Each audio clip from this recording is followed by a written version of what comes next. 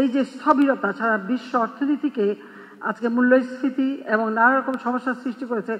বাংলাদেশও কেবল আমরা এগিয়ে যাচ্ছিলাম, সেখানে আমাদের এই ধাক্কাটা আজকে আমাদের উপরে এসে পড়েছে। যদি এটাকে আমরা আরো নিয়ন্ত্রণ করবার আপ্রাণ চেষ্টা করছি। শম্পা, ক্ষুদ্র ও মাঝারি শিল্প উদ্যোক্তাদের জন্য এসএমই মেলা উদ্বোধন করেছেন প্রধানমন্ত্রী, যেটি সপ্তাহব্যাপী চলবে। এটি 11তম আয়োজন এবং উদ্বোধন করে প্রধানমন্ত্রী বলেছেন যে বিশেষ যে অর্থনৈতিক অঞ্চলগুলো রয়েছে সেই অঞ্চলে যাতে বিনিয়োগ বাড়ানো যায় সেই আহ্বান প্রধানমন্ত্রী জানিয়েছেন।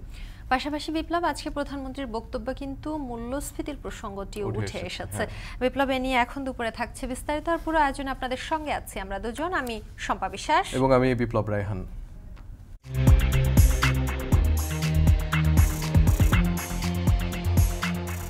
রাজধানীতে খেলার মাঠ বা বিনোদন কেন্দ্র নেহাইতি কম। এর উপর প্রায় 5 বছর যাবৎ বন্ধ আছে জনপ্রিয় এই শিশু পার্কটি। কবেই বা এই পার্কের কাজ শেষ হবে, আর কবে থেকেই বা এই পার্কটি মুখরিত হবে শিশু কিশোরে?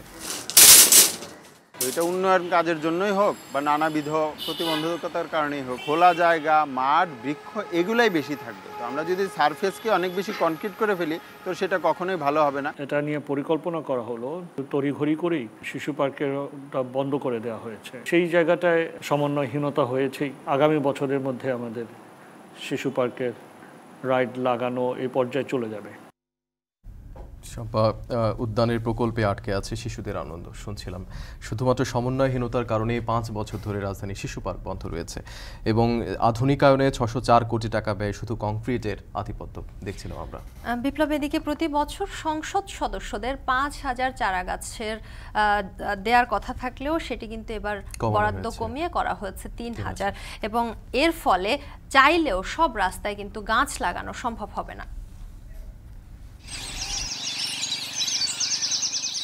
রাস্তাঘাটের সাইডে হয়তো গাছপালা তারা খুবই ভালো হয়। এটা যদি সরকার আংশিক কিছু বরাদ্দ দেয় তার জন্য আমাদের জন্য সব পৌরসভা ইউনিয়ন পৌরসভার জন্য ভালো। সরকার আমাকে যে বরাদ্দ দেয় সেই বরাদ্দের ভিত্তিতে আমরা এই সমস্ত ফাঁকা ল্যান্ডগুলোতে প্রথমে আমরা কার্যক্রম করি। কথাগুলো উত্থাপন হয় কিন্তু সরকার থেকে পরিষদ থেকে কোনো বরাদ্দ, এই পরিবেশ বাঁচানোর জন্য কোনো বরাদ্দ আমরা পাই না। এ নিয়েও এখন দুপুরে থাকছে বিস্তারিত। তবে শুরুতেই প্রধানমন্ত্রীর এসএমই মেলার উদ্বোধনের প্রসঙ্গ।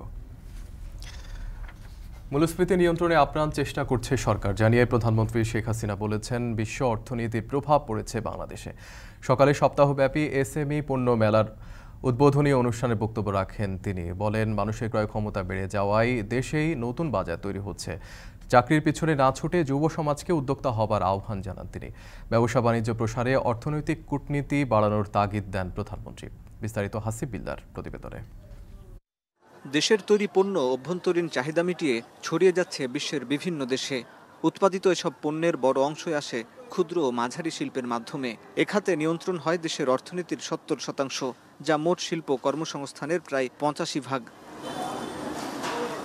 দেশীয় উদ্যোক্তাদের তৈরি পণ্যের প্রসারের লক্ষ্যে প্রতি বছর এসএমই পণ্য মেলার আয়োজন করে আসছে শিল্প মন্ত্রণালয়।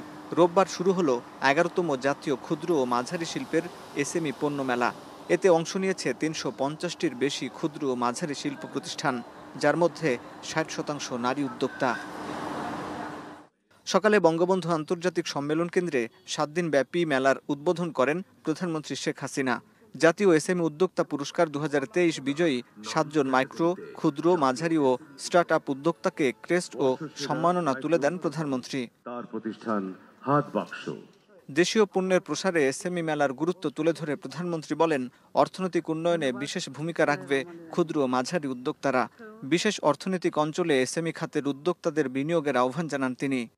ক্ষুদ্র উদ্যোক্তা যারা, আমি যখন কৃষি যান্ত্রিকীকরণের কথা বলছি তখন কিন্তু অনেক ক্ষুদ্র যন্ত্রাংশ প্রয়োজন হবে। এই কৃষিকাজের জন্যই যে সমস্ত যন্ত্র ব্যবহার হবে তারই বিভিন্ন পার্টস, বিভিন্ন কিছু উৎপাদন করতে হয়। তাছাড়া দেশে বিদেশে যে সমস্ত জায়গায় নানা রকম শিল্প কলকারখানা গড়ে ওঠে তার ক্ষুদ্র যন্ত্রাংশ, সেগুলি কিন্তু বাজারি যন্ত্রাংশ, এগুলি কিন্তু প্রয়োজন হয়। আমাদের দেশে কিন্তু আমরা যদি ভালোভাবে ট্রেনিং দিই আমরা সেইগুলি তৈরি করতে পারি এবং পৃথিবীর বহু দেশে আমরা রপ্তানিও করতে পারি। আর আমার নিজের দেশেও আমি মনে করি বাজার সৃষ্টি হবে। যত আমার দেশের মানুষের ক্রয় ক্ষমতা বাড়বে ততই বাড়বে। কিন্তু আমি শুধু বিদেশি বিনিয়োগ চাই না, আমি দেশি বিনিয়োগ চাই। বিশ্ব পরিস্থিতি খারাপ না হলে আরও মাথাপিছু আয় বাড়ত বলে জানান প্রধানমন্ত্রী। বলেন, মূল্যস্ফীতি নিয়ন্ত্রণে কাজ করছে সরকার। এই যে স্থবিরতা ছাড়া বিশ্ব অর্থনীতিকে আজকে মূল্যস্ফীতি এবং নানা রকম সমস্যার সৃষ্টি করেছে। বাংলাদেশও কেবল আমরা এগিয়ে যাচ্ছিলাম, সেখানে আমাদের মাথাপিছু আয় আমরা কিন্তু আরো বৃদ্ধিও করেছিলাম, কিন্তু এই ধাক্কাটা আজকে আমাদের উপরে এসে পড়েছে। যদি এটাকে আমরা আরো নিয়ন্ত্রণ করবার আপ্রাণ চেষ্টা করছি। এলাকা ভিত্তিক পণ্য খুঁজে বের করে বাজার ব্যবস্থা গড়ে তুলতে উদ্যোক্তাদের আহ্বান জানান শেখ হাসিনা। আমি মনে করি আমাদের এসএমই ফাউন্ডেশনের জন্য যারা উদ্যোক্তা এককভাবে বা যৌথভাবে এই 100টা শিল্প অঞ্চলের বিভিন্ন অঞ্চলে কিন্তু তারা জায়গা নিতে পারেন এবং সেখানে উদ্যোক্তা হিসেবে শিল্প গড়ে তুলতে পারেন। এ সময় পরিবেশ বান্ধব শিল্প কারখানা গড়ে তোলার আহ্বান জানান প্রধানমন্ত্রী। পরে মেলা প্রাঙ্গণ ঘুরে দেখেন সরকার প্রধান। হাসিব বিল্লাহ, এখন, ঢাকা। বঙ্গবন্ধু আন্তর্জাতিক সম্মেলন কেন্দ্রে আগামী 25শে মে পর্যন্ত চলবে এসএমই মেলা। অংশ নিচ্ছে 350-র বেশি ক্ষুদ্র ও মাঝারি শিল্প প্রতিষ্ঠান। সেখানে রয়েছেন আমাদের সহকর্মী হাসিব বিল্লাহ, যুক্ত হতে চাই তার সঙ্গে। হাসিব, জানাবেন যে প্রতিদিন মেলা কতক্ষণ চলবে, আয়োজকরা কি বলছেন এবং এই মেলা থেকে তাদের প্রত্যাশা কেমন?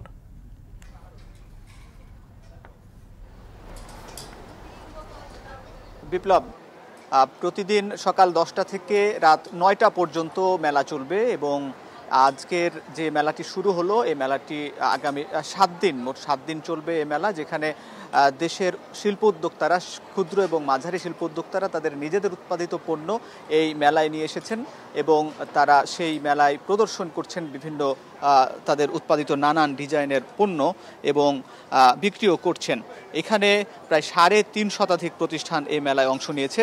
এর মধ্যে যদি বলি যে তৈরি পোশাক খাতের সবচেয়ে বেশি প্রতিষ্ঠান রয়েছে প্রায় 75টি, এছাড়া পাটজাত পণ্যের 42টি প্রতিষ্ঠান, হস্ত ও কারুশিল্পের 38টি প্রতিষ্ঠান, চামড়াজাত পণ্য খাতের 32টি প্রতিষ্ঠানের, এছাড়াও কৃষি প্রক্রিয়াজাতকরণ, লাইট ইঞ্জিনিয়ারিং, খাদ্যপণ্য, তথ্য প্রযুক্তি সেবা এবং বিভিন্ন ক্লাস্টারের উদ্যোক্তারা বিভিন্ন পণ্য নিয়ে এসেছেন। প্লাস্টিক এবং ইলেকট্রনিক্সের বিভিন্ন পণ্য রয়েছে। মোট 3 শতাধিক এরকম পণ্য রয়েছে, পণ্যের প্রতিষ্ঠান রয়েছে। এছাড়াও 30টির মতো ব্যাংক রয়েছে এবং সরকারি বেসরকারি বিভিন্ন সেবা সংস্থা রয়েছে এবং যেখানে মূলত এখানে যেহেতু এরা সবাই ক্ষুদ্র উদ্যোক্তারা এবং এই ব্যাংক থেকে কিভাবে তারা সেবা নিতে পারেন এবং ঋণ নিতে পারেন, এই ব্যাপারগুলো কিন্তু এখানে উদ্যোক্তাদের সঙ্গে ব্যাংকের একটি সমন্বয় বা যোগাযোগ হবে। এবং সবচেয়ে গুরুত্বপূর্ণ বিষয় হচ্ছে যে দেশীয় উদ্যোক্তারা তাদের উৎপাদিত বিভিন্ন পণ্য এই মেলায় নিয়ে এসেছেন এবং এই মেলায় কিন্তু বেশ বেচা বিক্রি শুরু হবে। যদিও আজকে সকাল উদ্বোধন হয়েছে, প্রতিদিনই এই মেলায় ক্রেতা দর্শনার্থীর সংখ্যা বাড়বে বলে আশা করা যাচ্ছে এবং এখানে কিন্তু গত বছর প্রায় 19 কোটি টাকার বেচা বিক্রি হয়েছে এবং প্রায় 12 কোটি টাকার ক্রয়াদেশ পাওয়া গেছে। ঠিক একইভাবে এবারেও কিন্তু এই পণ্যগুলোর যেমন বিক্রি হচ্ছে, তার চেয়ে বড় কথা হচ্ছে যে অনেক ক্রয়াদেশ পাওয়া যায় এবং পণ্যের প্রচার এবং প্রসারটা হয় এবং একই সঙ্গে ক্রেতাদের সঙ্গে এবং উদ্যোক্তাদের সাথে একটি সুসম্পর্ক তৈরি হয়, উদ্যোক্তাদের একটি যোগাযোগ বাড়ে। সবকিছু মিলিয়ে এবার মেলা বেশ জমে উঠবে বলে আশা করা যাচ্ছে। এই ছিল বিপ্লব এই এসএমই মেলা থেকে। বঙ্গবন্ধু আন্তর্জাতিক সম্মেলন কেন্দ্র থেকে হাসিব বিল্লাহ তখন যুক্ত ছিলেন। ডিলারদের বিরুদ্ধে কোনো অনিয়মের অভিযোগ পেলে লাইসেন্স বাতিল সহ আইনি ব্যবস্থা নেওয়ার হুঁশিয়ারি দিয়েছেন খাদ্যমন্ত্রী সাধন চন্দ্র মজুমদার। সকালে রাজধানী মিরপুরে OMS কার্যক্রমের উদ্বোধনের সময় তিনি একথা বলেন। 10 বস্তা বেঁচে গেছে মানে আমি বেঁচে গেলাম, এই 10 বস্তা আমি বাইরে বিক্রি করে দেবো, এটা দুর্নীতি, এখানে বাঁচবেন না, লাইসেন্স বাতিল হবে, জেলখানা যাবে, এটাও কিন্তু পরিষ্কার বলে দিলাম। আর যে ইন্সপেক্টররা মনিটরিংয়ে থাকবেন তারা সঠিকভাবে মনিটরিং করবেন, পরের দিন এটা যোগ করে বিতরণ হচ্ছে কিনা সেই মনিটরিং করে প্রতিদিন খাতায় স্বাক্ষর করবেন যারা মনিটরিং আছেন, না হলে আপনাদেরও বিপদ হবে বলে আমি মনে করি।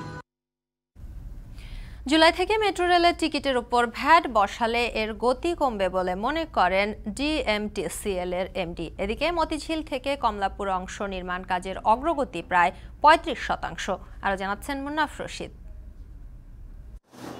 রাজধানীর যানজট কমাতে ও যাত্রী চলাচল দ্রুত করার জন্য 1 দশকের বেশি সময় আগে যে মেট্রো রেল নির্মাণের প্রকল্প নেওয়া হয়েছিল, সেই পথে এখন উত্তরা থেকে মতিঝিল সকাল থেকে রাত পর্যন্ত ট্রেন চলাচল করছে। প্রতিদিন যাত্রী পরিবহন করছে 3 লাখেরও বেশি। পরবর্তী স্টেশনে 2025 সালের মধ্যে মতিঝিল থেকে কমলাপুর অংশ নির্মাণের মাধ্যমে মেট্রো রেল প্রকল্পটি শেষ হওয়ার কথা রয়েছে, যার অগ্রগতি এপ্রিল শেষে 34.6%।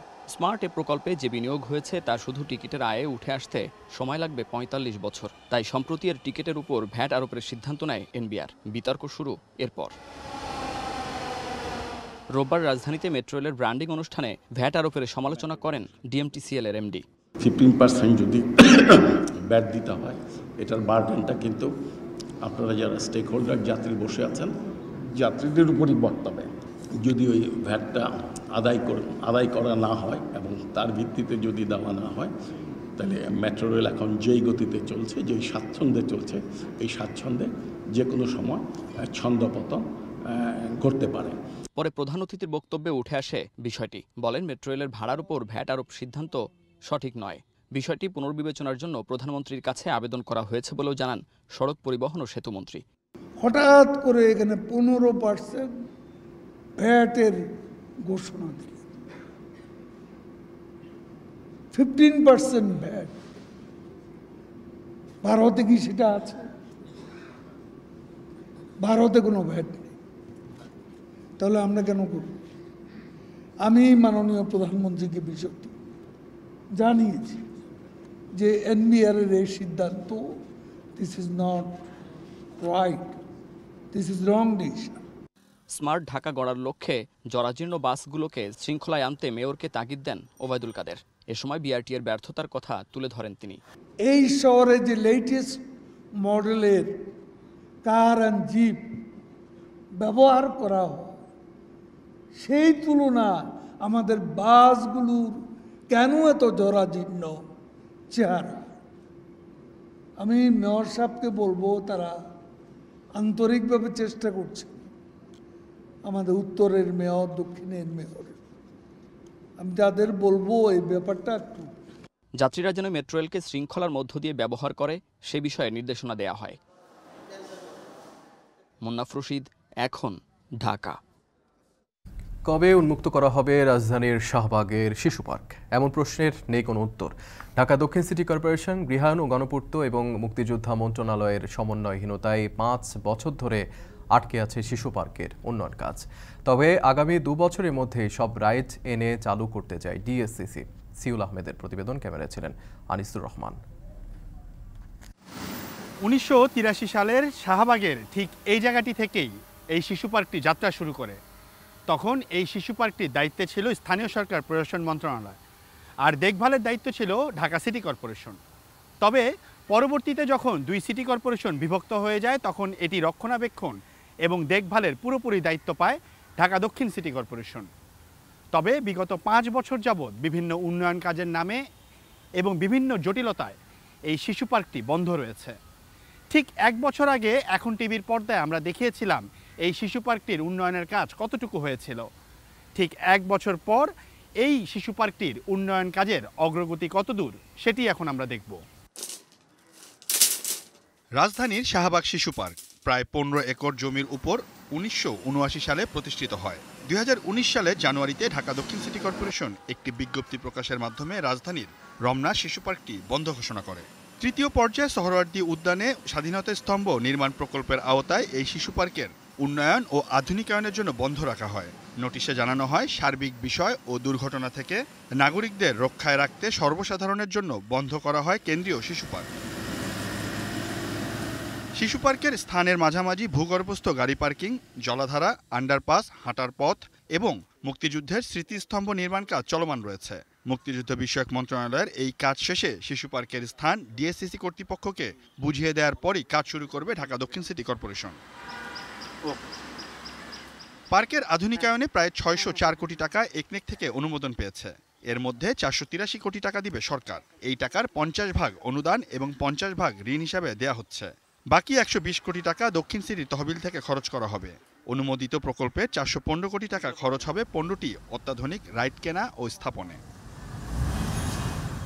কবে শিশু পার্কের কাজ শেষ হবে এমন প্রশ্নে ডিএসসিসি মেয়রের উত্তর ছিল, সেই দিন তারিখ জানেন না কেউ। তবে 2 বছরের মধ্যেই সকল রাইড বসানো শেষ হবে বলে আশাবাদী ডিএসসিসি মেয়র। আমরা এখন দরপত্রে চলে গিয়েছি, কিছু অংশে নির্মাণ কাজ শুরু হয়ে গেছে, কিন্তু পুরো শিশু পার্ক সহ ওখানে কয়েকটি প্রকল্প আসলে হচ্ছে। শিশু পার্কটা আমাদের অংশে, ঢাকা দক্ষিণ সিটি কর্পোরেশনে, এর সাথে অন্য অংশে রয়েছে মুক্তিযুদ্ধ বিষয়ক মন্ত্রণালয় এবং তাদের কাজটা করছে গণপূর্ত। আগামী বছরের মধ্যে আমাদের শিশু পার্কের রাইড লাগানো এই পর্যায়ে চলে যাবে, কিন্তু বাকি গণপূর্ত এবং মুক্তিযুদ্ধ বিষয়ক মন্ত্রণালয় যে কাজগুলো করছে সেইগুলো কাজ না সম্পন্ন না হলে আমরা এটা চালু করতে পারবো নাকি, এটার ব্যাপারে একটু সংশয় রয়েছে। পরিকল্পনা না করেই তড়িঘড়ি করে শিশু পার্ক বন্ধ করে দেওয়া হয়েছে বলেও জানান মেয়র। একটি পুরো প্রজন্ম বঞ্চিত হচ্ছে শুধুমাত্র সমন্বয়হীনতার কারণে, এমনটাও স্বীকার করে নিলেন তিনি। প্রথমেই যখন এটা নিয়ে পরিকল্পনা করা হলো তখন আসলে হয়তো বা একটু তড়িঘড়ি করেই শিশু পার্কেরটা বন্ধ করে দেওয়া হয়েছে। এটা আসলে পরিকল্পনাটা পরিপূর্ণ হলে তারপরে যখন ঠিকাদার নিয়োগ হতো বা নির্মাণের পর্যায়ে যেত তখন বন্ধ করে দেওয়া যেত। তাহলে কিন্তু আপনি যেটা বললেন যে এতদিন এটা চালু রাখা যেত প্রজন্ম থেকে প্রজন্ম। আমি নিজেও ছোটোকালে শিশু পার্কে যাওয়া আমাদের জন্য একটা বড় বিনোদনের জায়গা ছিল, নিজেও কতবার গিয়েছি। তো সেই জায়গাটায় একটু সমন্বয়হীনতা হয়েছেই বৈকি। শিশুদের জন্য এই নগরে খুব কম স্থানই রয়েছে, সেখানে 5 বছর ধরে শিশু পার্কটি বন্ধ থাকায় ক্ষতি হচ্ছে। বিশেষজ্ঞরা মনে করেন শিশু পার্ক নতুন করে উন্নয়নে প্রাধান্য দিতে হবে গাছপালা ও প্রকৃতিকে। অবশ্যই, যেহেতু আমাদের পার্কের সংখ্যাই অনেক কম, তো যেইগুলো আছে সেইগুলোর প্রবেশগম্যতা খুবই জরুরি। তো এটা উন্নয়ন কাজের জন্যই হোক বা নানাবিধ প্রতিবন্ধকতার কারণেই হোক, এটা প্রবেশগম্যতা যদি না থাকে তাহলে তো এই পার্ক থেকে আমার কোনো লাভ নাই। আর যেহেতু এটা আমরা বলছি পার্ক, তো এখানে অবশ্যই খোলা জায়গা, মাঠ, বৃক্ষ এগুলাই বেশি থাকবে। তো আমরা যদি সারফেসকে অনেক বেশি কনক্রিট করে ফেলি তো সেটা কখনোই ভালো হবে না। কিছু কিছু যদি সারফেস দেওয়াও লাগে সেটা হবে সফট সারফেস, অর্থাৎ পানি যেন ভিতরে প্রবেশ করতে পারে। পার্কটির আধুনিকায়নে 15টি রাইড যুক্ত করার কথা রয়েছে। এতে থাকবে super air race, tea cup 9, flying castle, mini coaster, bumper car, magic bike, super happy swing, merry go round ও ওয়াটার মেনিয়া। রাজধানীতে খেলার মাঠ বা বিনোদন কেন্দ্র নেহাইতি কম। এর উপর প্রায় 5 বছর যাবৎ বন্ধ আছে জনপ্রিয় এই শিশু পার্কটি। এটি হতে পারত রাজধানীবাসীর অন্যতম কেন্দ্রীয় বিনোদন কেন্দ্র, আর এটি বন্ধ থাকায় বঞ্চিত হচ্ছে শিশু কিশোররা। দ্রুত এটির উন্নয়ন কাজ শেষ করে পার্কটি শিশু কিশোরদের জন্য উন্মুক্ত করে দেওয়া হোক, এমনটাই দাবি রাজধানীবাসীর। তবে কবেই বা এই পার্কের কাজ শেষ হবে, আর কবে থেকেই বা এই পার্কটি মুখরিত হবে শিশু কিশোরে, এখন এটি দেখার বিষয়। সিউল আহমেদ, এখন, ঢাকা। প্রতি বছর সংসদ সদস্যদের 5,000 করে গাছের চারা দেয়া হলেও এবার বরাদ্দ কমিয়ে করা হয়েছে 3,000। গাছের চারা রোপণে স্থানীয় সরকার নির্দেশনা দিলেও নেই কোনো বরাদ্দ। বন বিভাগ বলছে বিদায়ী অর্থ বছরে বগুড়া ও জয়পুরহাট মিলে 20 কিলোমিটার সড়কে বরাদ্দ 20,000 গাছ, তাই চাইলেও সব রাস্তায় গাছ লাগানোর সুযোগ নেই। বগুড়া থেকে হেদায়েতুল ইসলাম বাবুর প্রতিবেদন, ছবি তুলেছেন রবিউল ইসলাম এবং সাইফুল সাগর।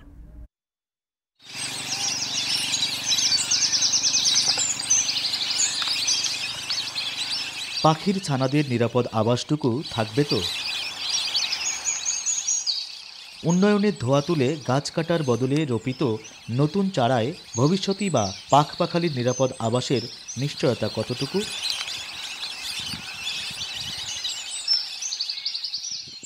মানুষের ভাগ্য নির্ধারণী বাজেটে কত কথাই তো লেখা থাকে। পাখির পাশাপাশি নদী, বন, পাহাড় বা গাছেরও তো চাওয়া পাওয়া আছে। এমনিভাবে বাজেটে কতটুকু স্পষ্ট হবে কীটপতঙ্গ, অণুজীব, সরীসৃপ, উভচর, বন্য বা গৃহপালিত প্রাণীর ভাগ্যরেখা? পরিবেশ প্রকৃতির সুরক্ষায় এমন প্রশ্ন যেমন যৌক্তিক, তেমনি উত্তর খোঁজাও জরুরি মনে করেন এই পরিবেশবিদ। পরিবেশের যে অনেকগুলো সেগমেন্ট আছে সেই সেগমেন্টগুলোতে কিভাবে বরাদ্দ দেওয়া উচিত সেটা কিন্তু এখনও আমরা ওইভাবে করে উঠতে পারিনি। যতটুকু বনায়ন থাকা দরকার ততটুকু বনায়ন নাই, যতটুকু নদী নালার পরিবেশটা সুস্থ থাকা দরকার ততটুকু নাই। সম্প্রতি অশান্ত প্রকৃতির নিষ্ঠুরতা দেখেছে গোটা দেশ। 39 থেকে 41 ডিগ্রি তাপমাত্রায় টানা তাপপ্রবাহ যখন দহন জ্বালায় পরিণত হয়, তখন প্রকৃতিকে শান্ত করতে বৃক্ষরোপণের পরামর্শ আসে চারিদিক থেকে। কিন্তু বাস্তবতা কি? দেশের অধিকাংশ জেলার মতো বগুড়াতেও নেই সংরক্ষিত বনভূমি। এ যাবতে একটি গাছের চারাও কি রোপণ করেছে ইউনিয়ন পরিষদ বা পৌরসভা? গেল ২১ এপ্রিল গাছের চারা রোপণে স্থানীয় সরকার বিভাগের দেয়া নির্দেশনার বাস্তবায়নই বা কতদূর? এমন প্রশ্নে জনপ্রতিনিধিদের সোজাসাপটা উত্তর, বৃক্ষরোপণে নেই কোনো বরাদ্দ। আমরা প্রতি বছরই জুন মাসে বাজেট পেশ করি, কিন্তু এই পরিবেশ বাঁচানোর কথাগুলো উত্থাপন হয়, কিন্তু সরকার থেকে পরিষদ থেকে কোনো বরাদ্দ এই পরিবেশ বাঁচানোর জন্য কোনো বরাদ্দ আমরা পাই না।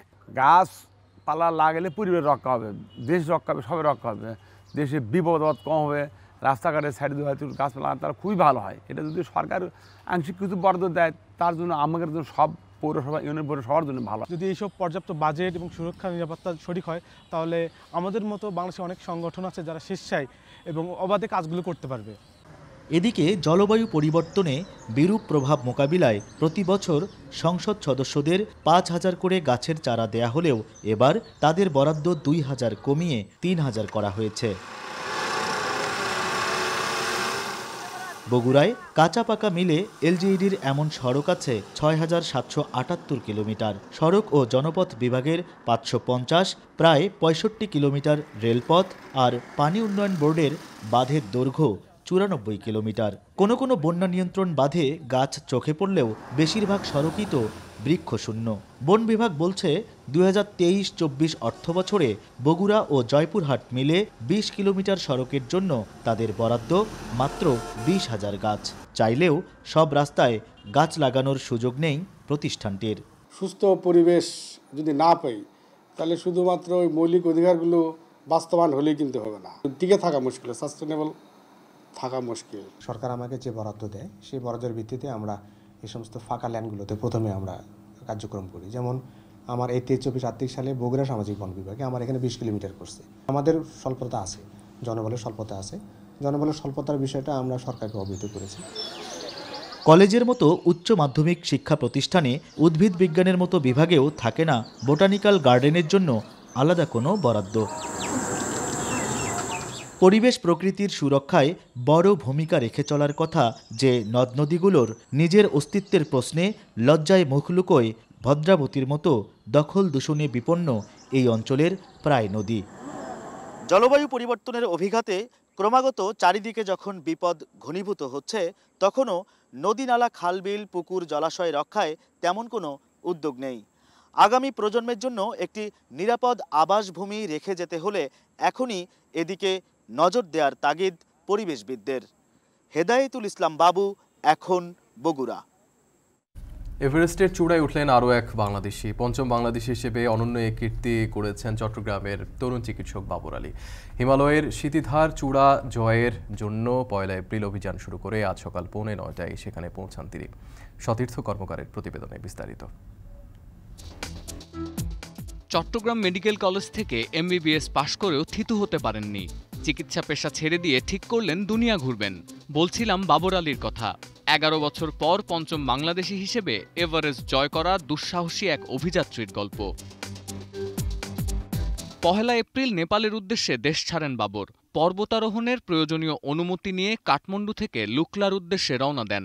সেখানে সপ্তাহখানেকের ট্রেকিং শেষে পৌঁছান এভারেস্টের বেস ক্যাম্পে। শুরু করেন মূল অভিযান। রোববার ১৯ মে বাংলাদেশ সময় সকাল ৯:৩০ এভারেস্টের চূড়ায় পা রাখেন তিনি। ওড়ান বাংলাদেশের পতাকা। যদিও বাবরের এভারেস্ট জয়ের অভিযান শেষ হয়নি। নিরাপদে বেস ক্যাম্পে নেমে আসার পর শেষ হবে এই অভিযান। অভিযানের প্রধান সমন্বয়ক ফারহান জামান জানান, বাবরের পরবর্তী লক্ষ্য পৃথিবীর চতুর্থ শীর্ষ পর্বত লোৎসের চূড়া জয় করা। সিতিধার চূড়া থেকে ক্যাম্প 4-এ নেমে যাত্রা শুরু করবেন দ্বিতীয় লক্ষ্যের পথে। বাংলাদেশিদের মধ্যে কেউ এভারেস্টের চূড়ায় ওঠার পর একই সঙ্গে আরেকটি পর্বতশৃঙ্গ লোৎসে ওঠার চেষ্টা করেননি। এটাকেই চ্যালেঞ্জ হিসেবে নিতে চান বাবর। সতীর্থ কর্মকার, এখন বিশ্ব। প্রাকৃতিক দুর্যোগে রূপ নিয়েছে বজ্রপাত। মে মাসের মাঝামাঝি পর্যন্ত বজ্রপাতে মৃত্যু হয়েছে ৫০ জনের। পূর্বাভাস নয়, সতর্কতায় মৃত্যু এড়ানো সম্ভব বলছেন আবহাওয়াবিদরা।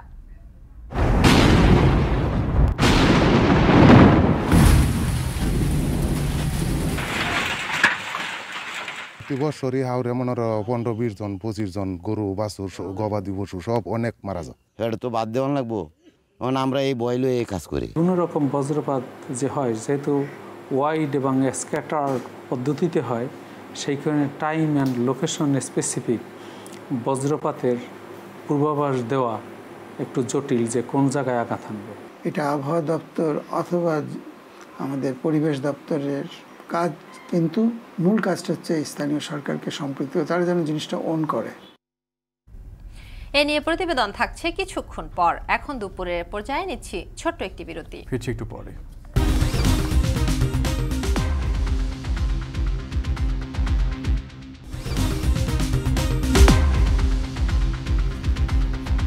বিরতির পর ফিরে এলাম। আপনারা দেখছেন এখন দুপুর। আশঙ্কাজনক হারে বাড়ছে বজ্রপাতে মৃত্যুর সংখ্যা। আবহাওয়া অধিদপ্তর বলছে, বজ্রপাতের আগে পূর্বাভাস দেয়া কঠিন, তবে সতর্কতার মধ্য দিয়ে মৃত্যু এড়ানো সম্ভব। আর গবেষণা প্রতিষ্ঠান বলছে, বজ্রপাত থেকে বাঁচতে বজ্র নিরোধক গাছ লাগানো এবং থান্ডার অ্যারেস্টার স্থাপন সহ মানুষের সচেতনতা বাড়ানো জরুরি। সাজিদ আরাফাতের প্রতিবেদনে বিস্তারিত।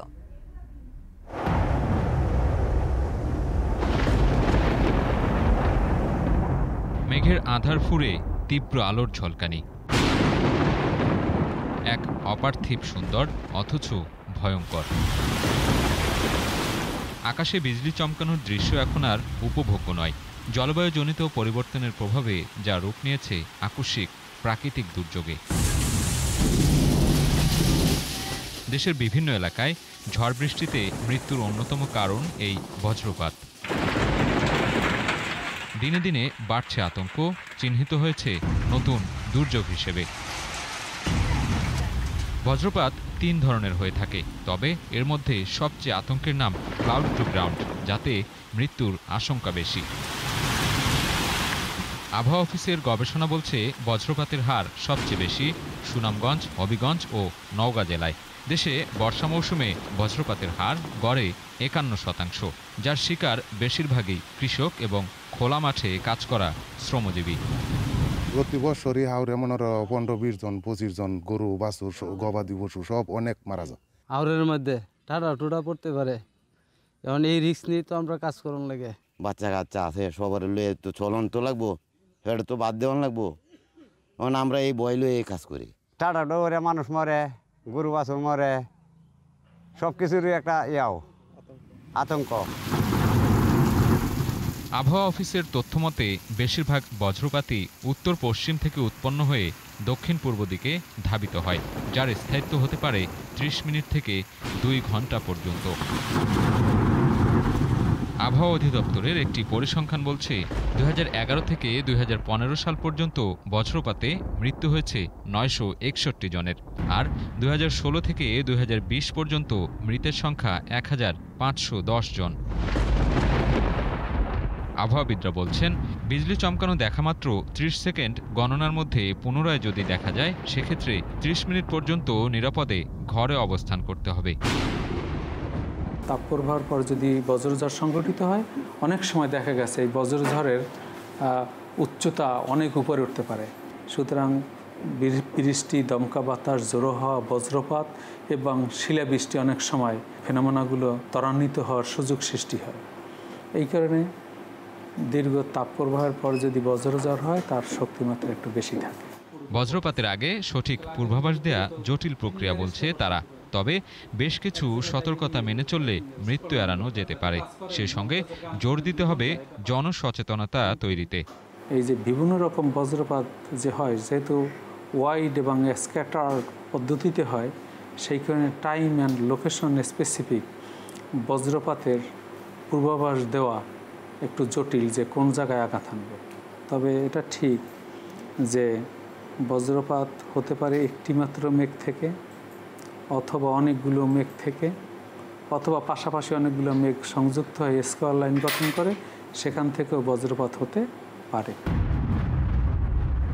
বজ্রপাত নিয়ে গবেষণাকারী প্রতিষ্ঠান ডিজাস্টার ফোরামের তথ্য বলছে, চলতি বছর এপ্রিল মাসে মারা গেছেন 20 জন, আহত হয়েছেন 3 জন।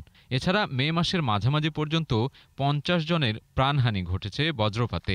গবেষকরা বলছেন এই দুর্যোগ থেকে বাঁচতে প্রয়োজন বজ্রনিরোধক গাছ রোপণ, থান্ডার অ্যারেস্টার স্থাপন সহ প্রান্তিক জনগোষ্ঠীর মাঝে সচেতনতা বাড়ানো।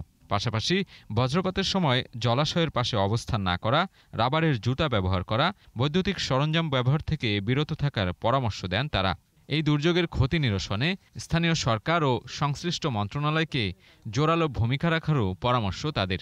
এখানে স্থানীয় সরকার হচ্ছে সবচাইতে উপযুক্ত, কারণ তারা মানুষের সাথে থাকে, তাদেরকে সম্পৃক্ত করতে হবে। এটা আবহাওয়া দপ্তর অথবা আমাদের পরিবেশ দপ্তরের কাজ, কিন্তু মূল কাজটা হচ্ছে স্থানীয় সরকারকে সম্পৃক্ত, তারা যেন জিনিসটা অন করে। ঋতু পরিবর্তনের কারণে বাড়ছে তাপপ্রবাহ। বৈশ্বিক উষ্ণতা বৃদ্ধিতে জলীয় বাষ্পের আধিক্য বজ্রপাত বৃদ্ধির অন্যতম কারণ। তাই বজ্রপাতে মৃত্যু ঠেকাতে বৃক্ষরোপণ বাড়ানো সহ প্রতিরোধমূলক ব্যবস্থা নেয়ার তাগিদ গবেষকদের। সাজিদ আরাফাত, এখন, ঢাকা।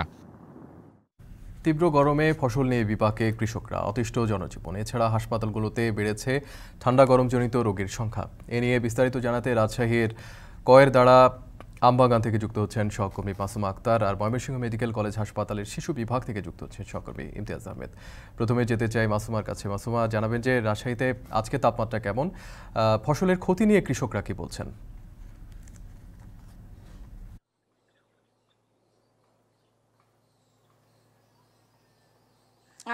গত কয়েকদিনে যদি বলি, রাজশাহীর তাপমাত্রা কিন্তু গত 10 তারিখের পর থেকে মূলত রাজশাহীতে গরমের যে তীব্রতা সেটি কিন্তু বেড়েছে।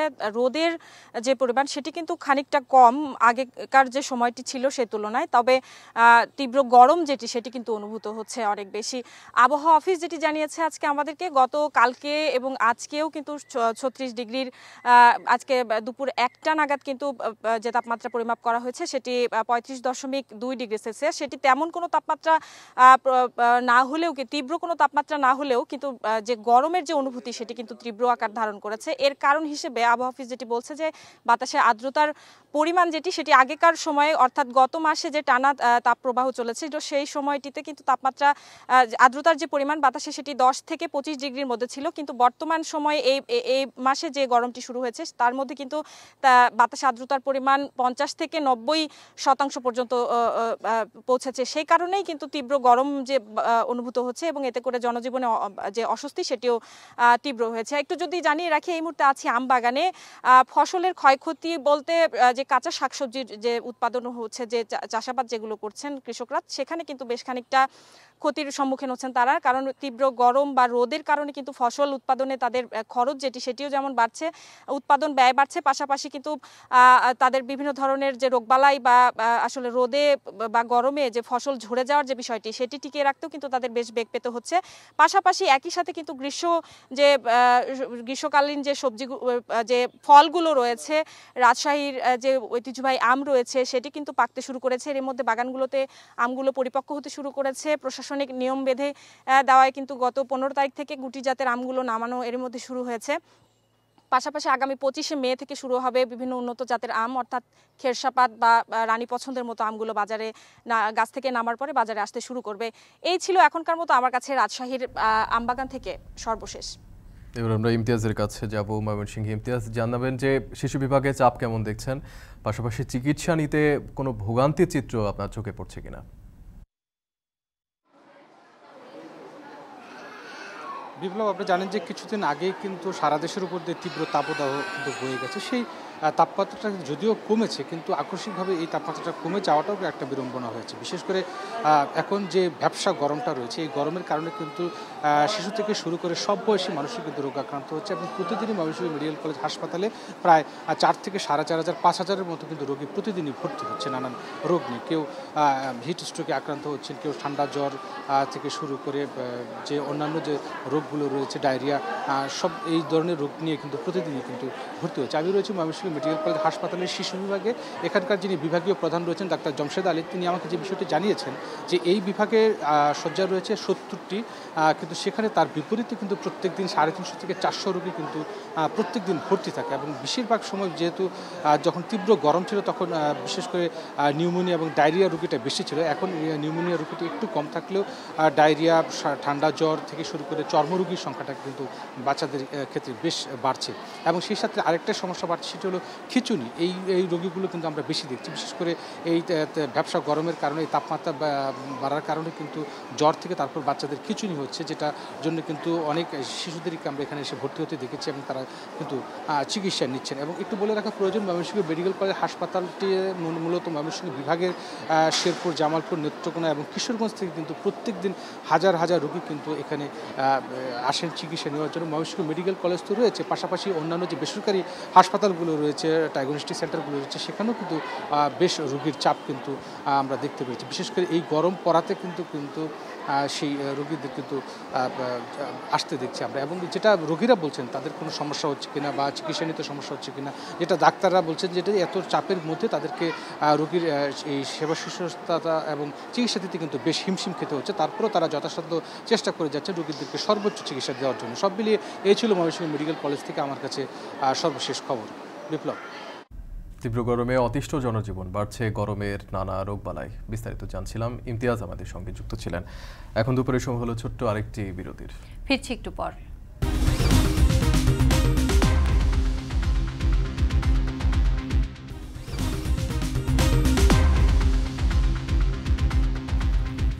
বিরতির পর ফিরে এলাম। আপনারা দেখছেন এখন দুপুর। রাঙামাটির কাপ্তাই হ্রদে নাব্য সংকটের কারণে বন্ধ রয়েছে জেলা সদরের সাথে 6 উপজেলার লঞ্চ চলাচল। এতে ভোগান্তিতে পড়েছেন অন্তত 5 লাখ মানুষ। এ নিয়ে আরো জানাতে রাঙামাটি রিজার্ভ বাজার লঞ্চ ঘাট থেকে যুক্ত হচ্ছেন সহকর্মী জিয়াউর রহমান জুয়েল। জুয়েল, এ নিয়ে নৌযান মালিক এবং শ্রমিকরা কি বলছেন, পাশাপাশি জানাবেন হ্রদ খনন নিয়ে বিআইডব্লিউটি এর পক্ষ থেকে কোনো উদ্যোগ নেওয়া হয়েছে কিনা।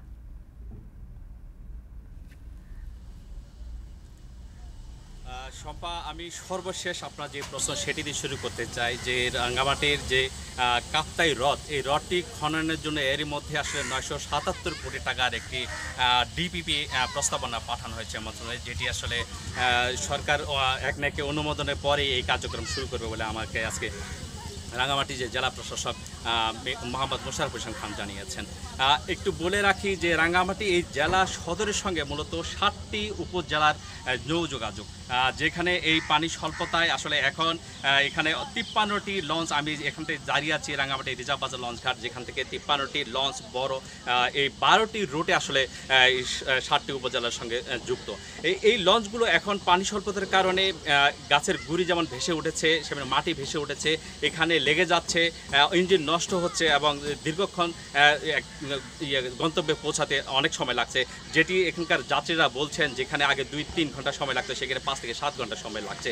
একই সঙ্গে একটু বলে রাখি যে এই পণ্য পরিবহনেও আসলে কয়েক গুণ খরচ বেড়ে গিয়েছে, যেটি বলছিলেন আগে 20 থেকে 30 টাকায় যেটি এক বস্তা চাল, আনের চর কিংবা মজুরিদের এই যে বেড়ে গিয়েছে, এতে আসলে যারা গ্রাহক ভোক্তা পর্যায়ে রয়েছেন তারা আসলে এর দামটুকু চুকাতে হচ্ছে তাদেরকে। একটু বলে রাখি, আমি কথা বলেছিলাম রাঙ্গামাটি যে লঞ্চ মালিক সমিতি, নৌযান মালিক সমিতি যারা রয়েছেন তাদের সঙ্গে, তাদের 53টি লঞ্চ বন্ধ হয়, তাদের দৈনিক অন্তত 10 থেকে 12 লাখ টাকার ক্ষতি হচ্ছে বলে আমাকে জানিয়েছেন তারা। একটু বলে রাখি, এখানে আরও 3 শতাধিক আসলে ছোট বড় ইঞ্জিন বোট রয়েছে, যেগুলো এখন এই পানি স্বল্পতার কারণে নিজেদের গন্তব্যে পৌঁছাতে পারছেন না, সচরাচর সেগুলো এখনও বন্ধ রয়েছে। আমি একটু বলে রাখি যে এই হ্রদ খনন প্রকল্প শুরু হলে আসলে এই নাব্যতা সংকটটি কাটবে এবং কাপ্তাই হ্রদের যে তার পুরনো ঐতিহ্য রয়েছে সেটি ফিরে আসবে। এই ছিল আমার কাছে রাঙ্গামাটি থেকে সবশেষ। শম্পা। কাপ্তাই হ্রদে নাব্য সংকটের কারণে লঞ্চ চলাচল বন্ধ রয়েছে, সেই খবর জানাচ্ছিলেন সহকর্মী জিয়াউর রহমান জুয়েল। এখন দুপুরের পর্যায়ে নিচ্ছি আরেকটি বিরতি, ফিরছি একটু পরে।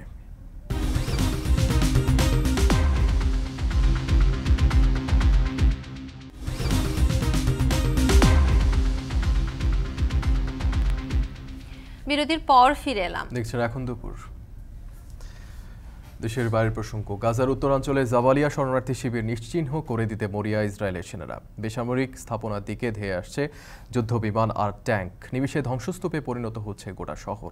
এদিকে 8ই জুনের মধ্যে যুদ্ধ পরবর্তী গাজার শাসন ব্যবস্থা সংক্রান্ত পরিকল্পনা প্রকাশ করা না হলে পদত্যাগের ঘোষণা দিয়েছেন ইসরায়েলের যুদ্ধকালীন মন্ত্রিসভার সদস্য বেনি গ্যান্টস। বিস্তারিত সতীর্থ কর্মকারের প্রতিবেদনে। ক্রমেই ধূসর হয়ে আসছে ফিলিস্তিনের উত্তরাঞ্চলের আকাশ। অধিকাংশ ভবন থেকে বের হচ্ছে কালো ধোঁয়া, দানবের মতো আসছে জলপাই রঙের ট্যাঙ্ক, সাঁজোয়া যান। গাজার জাবালিয়া অঞ্চলের দৃশ্য এটি।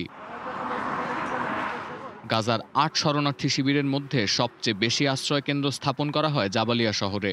হামাসের অপতৎপরতা বন্ধের দোহাই দিয়ে জাবালিয়া শরণার্থী শিবির গুড়িয়ে দিচ্ছে ইসরায়েলি সেনারা। গাজার স্বাস্থ্য মন্ত্রণালয়ের তথ্য বলছে, শনিবার এই শরণার্থী শিবিরে বোমা হামলায় অন্তত 15 জনের প্রাণহানি হয়েছে। গেল সপ্তাহে উত্তর গাজায় হামলা জোরদারের পর নতুন করে বাস্তুচ্যুত হয়েছে অন্তত 9 লাখ ফিলিস্তিনি। এদিকে সাইপ্রাসের করিডোর ব্যবহার করে সমুদ্রপথে গাজায় ত্রাণ পাঠাতে শুরু করেছে যুক্তরাষ্ট্র সহ ইউরোপের দেশগুলো।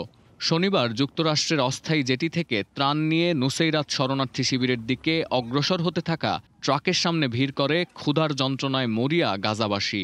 দূর থেকে ট্রাক দেখতে পেয়ে ছুটে যান ত্রাণের আশায়। এ সময় চলন্ত ট্রাকে উঠে পড়েন কেউ কেউ। পরিস্থিতি নিয়ন্ত্রণের বাইরে চলে গেলে ট্রাক থেকে ত্রাণ বোঝাই প্যাকেজ রাস্তায় ছুঁড়ে দিতে বাধ্য হন স্বেচ্ছাসেবকরা।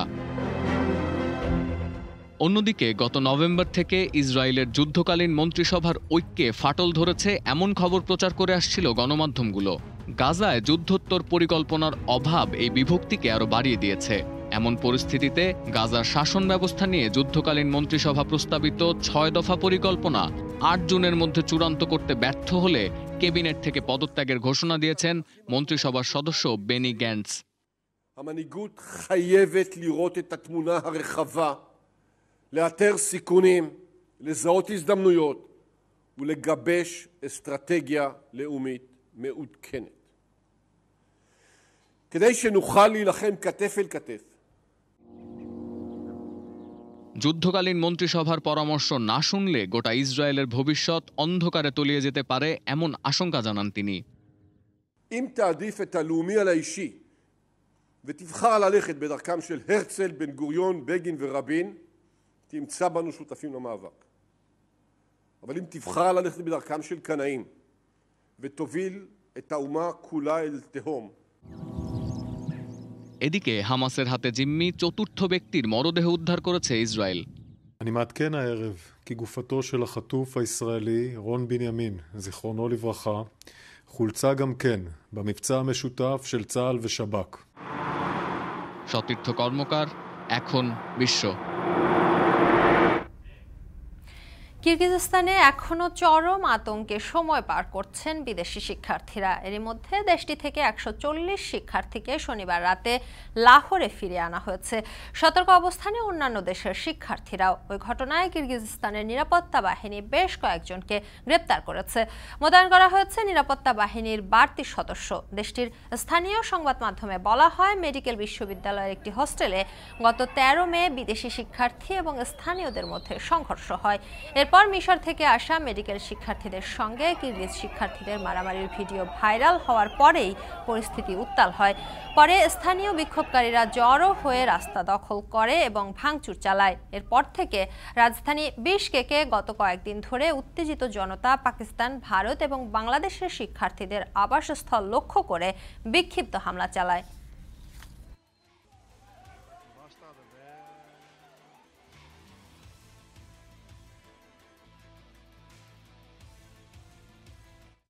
এই ছিল এখন দুপুরের আয়োজনে। এখন টেলিভিশন ওয়েবসাইটে দেখতে ভিজিট করুন www.ekhon.tv-তে। এছাড়া এখন টেলিভিশন ফেসবুকে দেখতে ভিজিট করুন facebook.com/tv.ekhon এবং ইউটিউবে এখন টেলিভিশন দেখতে ভিজিট করুন youtube.com/c/ekhon tv।